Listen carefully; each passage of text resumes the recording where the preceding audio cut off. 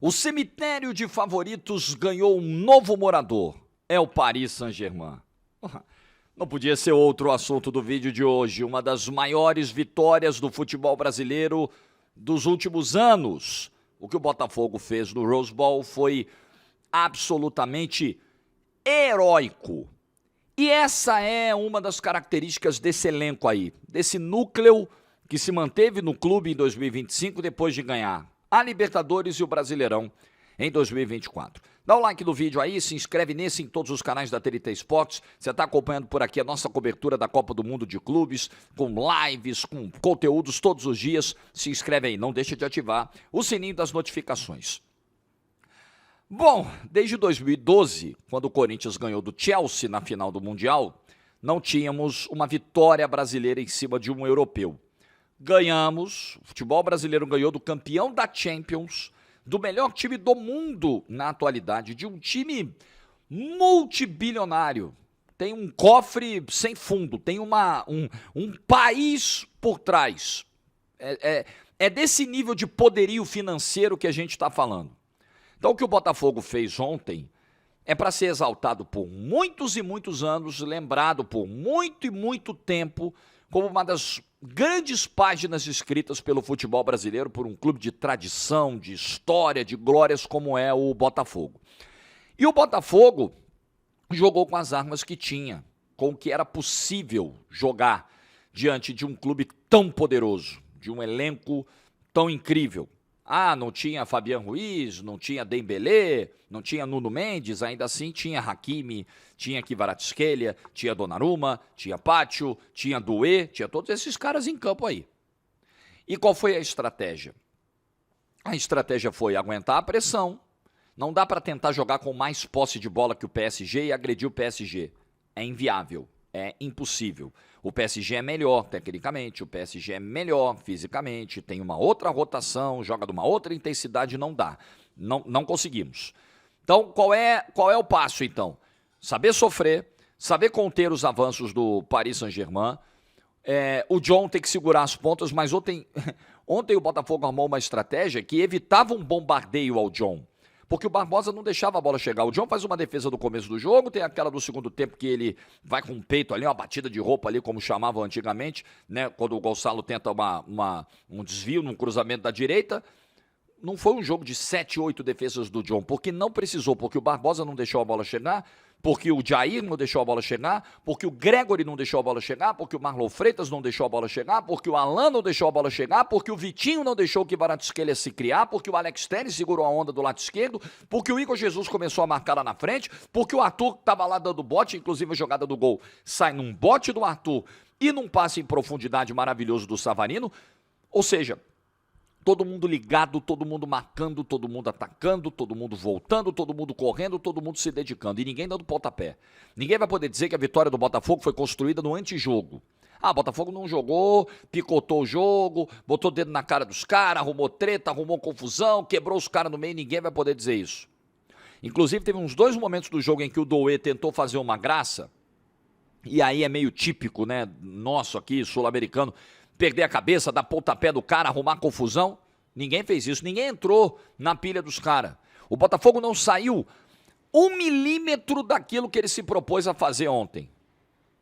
Nada. Tudo foi seguido à risca, numa partida absolutamente perfeita e heróica, de um núcleo, de um elenco que vai se notabilizando por noites heróicas. Eu acho que, inclusive, o que a gente viu ontem no Rose Bowl, em termos de heroísmo, se assemelha ao que vimos no inesquecível 30 de novembro de 2024, o maior dia da história do Botafogo, título da Libertadores, com um jogador a menos desde os 40 segundos, no Monumental de Núñez, com 40 mil botafoguenses.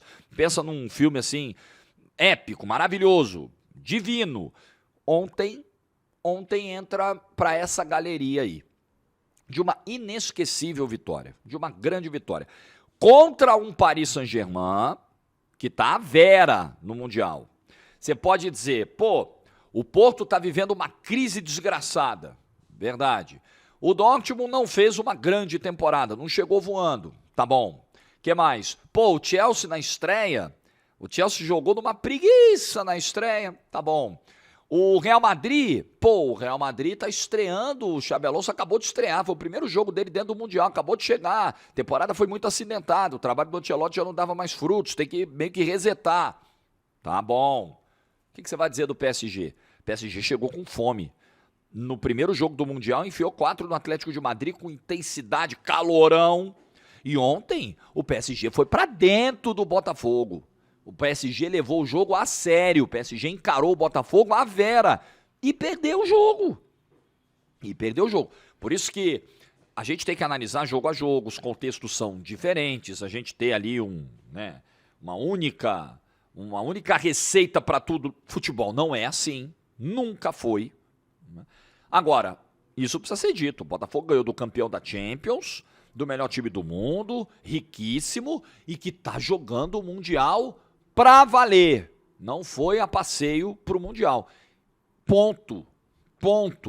Isso ninguém vai tirar. Esse mérito da vitória do Botafogo, ninguém vai poder tirar.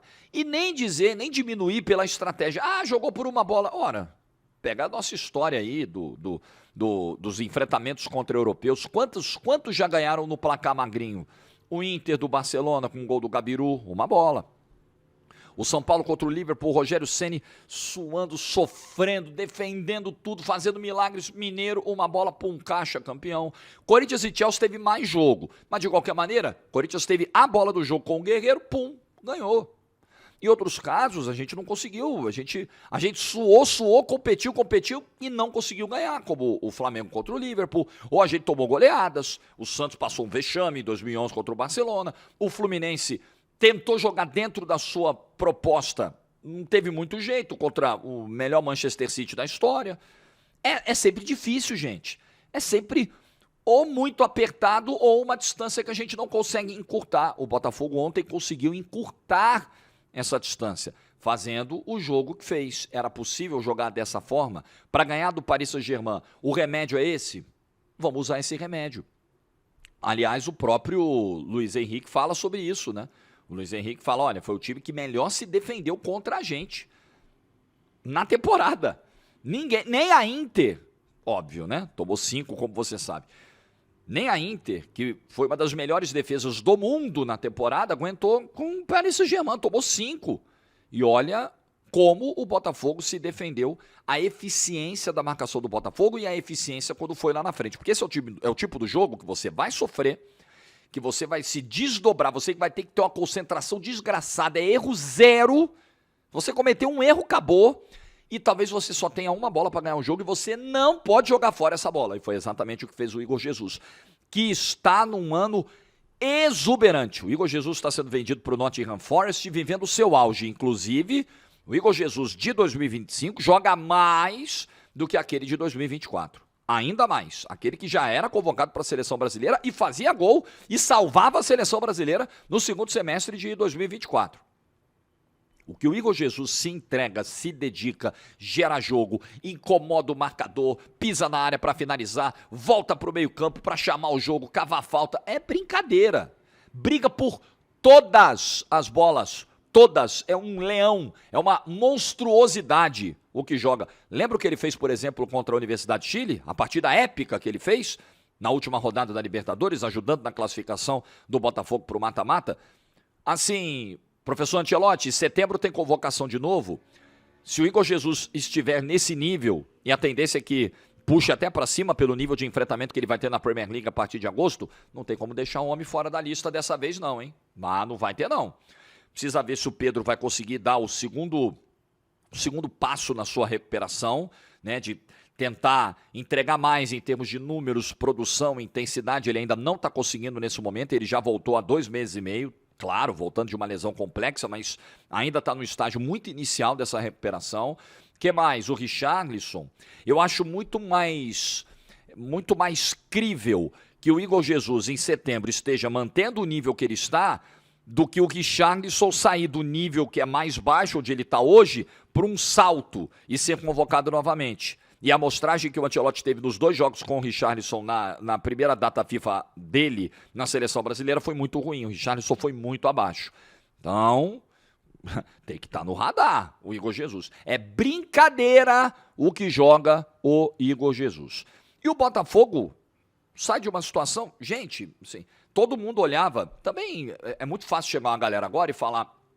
tá vendo vocês aí da imprensa que disseram que o Paris Saint-Germain ia ganhar? Ora, meu Deus, então você era o sábio, estava em você concentrada toda a sabedoria futebolística do mundo, você sabia que o Botafogo ganharia. Aliás, você disse, só não via onde, só o vento deve ter levado, mas você disse, claro, certamente disse que o Botafogo era favorito contra o campeão da Champions. Puxa vida, me perdoe não ter alcançado esse seu poço de conhecimento, né? Esse seu patamar sábio. Puxa vida, eu sou incapaz de chegar perto disso, me perdoe, eu me recolho a minha insignificância e a minha impotência diante disso. Então é muito fácil chegar agora e falar, não, olha aí, gente, ontem era o resultado. Ontem no de placa me perguntaram, e aí, Jorge? Falei, caramba, palpite, Jorge. Falei, pô, 3-0 pros caras, né? E tô me contentando. E o futebol tem essa magia. Quantas vezes o favorito não venceu?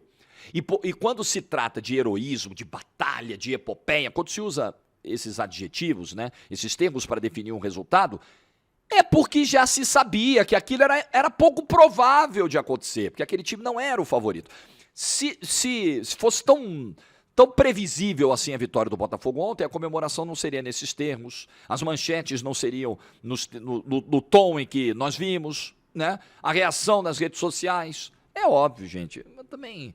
Às vezes eu gasto muito tempo para falar com um idiota, né? Para falar o óbvio. O óbvio, o Botafogo não era o favorito e ele se superou e ele foi além do seu limite, além da sua capacidade para fazer a partida histórica, absolutamente histórica que fez ontem. Outra que vem também da galera, de parte da galera, que aí é mais a dor de cotovelo. Mas não ganhou nada, parece que ganhou o título mundial. Ninguém disse isso. O Botafogo nem classificado matematicamente ainda está muito perto disso.